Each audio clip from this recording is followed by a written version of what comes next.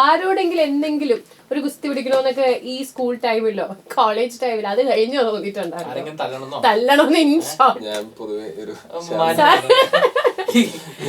ശരിക്കും അങ്ങനെ തല്ലണമെന്ന് തോന്നിയിപ്പൊക്കെ തല്ലിയിട്ടുണ്ട്. ഉണ്ടോ? റിയാക്ട് ചെയ്യൂ? വെച്ചോണ്ടിരിക്കില്ല. അല്ല, അത് തല്ലുക എന്ന് പറഞ്ഞു കഴിഞ്ഞാല് ഒരു ഇടിയെന്ന് പറഞ്ഞാൽ അങ്ങോട്ടും ഇങ്ങോട്ടും ഒക്കെ ഉണ്ടാവും. അങ്ങനെ പിന്നെ എനിക്ക് മറ്റേ ചെറുപ്പത്തില് എന്റെ പ്രായത്തിലുള്ള ആൾക്കാരെക്കാൾ കുറച്ചും കൂടെ കാര്യം ഞാൻ ചെറുപ്രായത്തിൽ തന്നെ ജിമ്മിലൊക്കെ പോയി തുടങ്ങി. ഞാൻ ഒരു എഞ്ചിനീയറിംഗ് കോളേജിൽ ഞാൻ ജോയിൻ ചെയ്യുമ്പോൾ ഫസ്റ്റ് ഇയറിൽ ഞാൻ 85 കിലോ ഉണ്ട്. അപ്പൊ അങ്ങനെയുള്ള സമയത്ത് പക്ഷെ ഞാൻ വെറുതെ അനാവശ്യമായിട്ട് ആൾക്കാർ ഉപദ്രവിക്കുക അങ്ങനത്തെ കാര്യങ്ങളൊന്നുമില്ല. ഞാൻ പറയുന്നത് അല്ല, നമ്മുടെ സുഹൃത്തുക്കളെ ആരെങ്കിലും അടിക്കാൻ വരുമ്പോ അവരെ തടയുക അങ്ങനത്തെ ഉള്ള കാര്യങ്ങളൊക്കെ ഇല്ലേ. കാര്യം അത് എന്റെ ഉത്തരവാദിത്വമാണ്.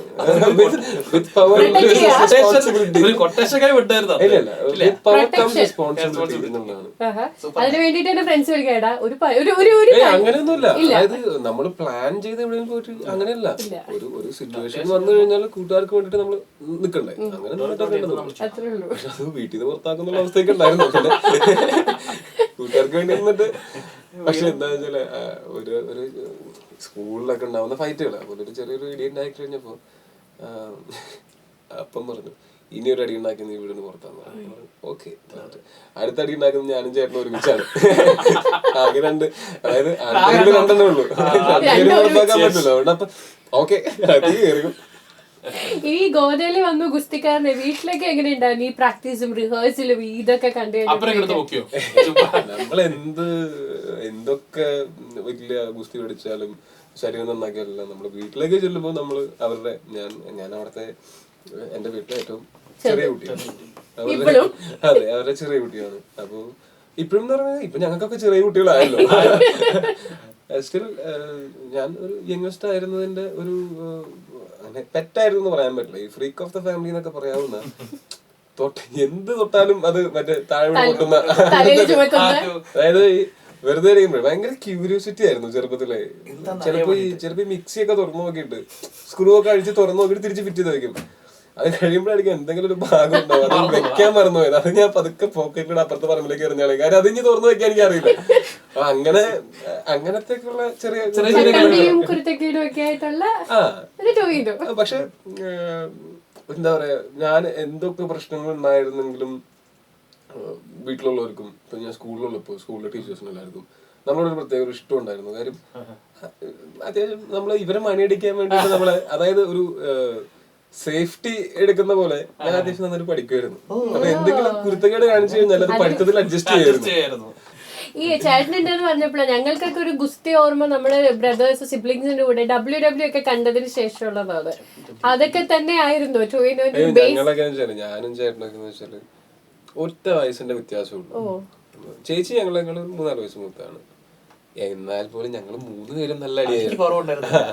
അപ്പൊ ചേച്ചീനെ ഉപദ്രവിക്കാൻ വളരെ എളുപ്പമാണ്, മുടി പിടിച്ച് വിളിച്ചാൽ മതി. പക്ഷെ ചേച്ചിയാണെങ്കിൽ നഖമുണ്ട്, മാന്തിക്കളയും. എനിക്ക് എന്റെ മുഖത്ത് മറ്റേ ചിരിക്കുമ്പോ ഒരു ഡിംപിൾ പോലെ വരും. അത് ഡിംപിൾ അല്ല, ചേച്ചി ചെറുപ്പത്തിൽ മാന്തിയതാ. ആ മുറിവാണ് ഞാൻ ചിരിക്കുമ്പോൾ ആവുന്നത്. അപ്പൊ ആ സമയത്ത് പിന്നെ കുറച്ച് കഴിഞ്ഞപ്പോഴത്തേക്കും ചേച്ചി ഞങ്ങളൊക്കെ ആയിട്ടുള്ള തല്ലൂട്ടം നിന്നു. ചേച്ചി കുറച്ചും കൂടെ മെച്ചൂർഡായി. പിന്നെ ഞാനും ചേട്ടനും തമ്മിലായിരുന്നു. ഞങ്ങൾ അങ്ങനെ തന്നെ തുടരാന്ന് പറഞ്ഞു. റെസ്ലിംഗ് ഒന്നുമല്ല, നമ്മള് മറ്റേ സിനിമ പരിപാടിയാണ്. തലേന്നൊക്കെ ഇട്ട് മറ്റേ കൈ ചുറ്റി നല്ല പൊട്ടയൊക്കെ പറഞ്ഞ് ഇടിക്കും.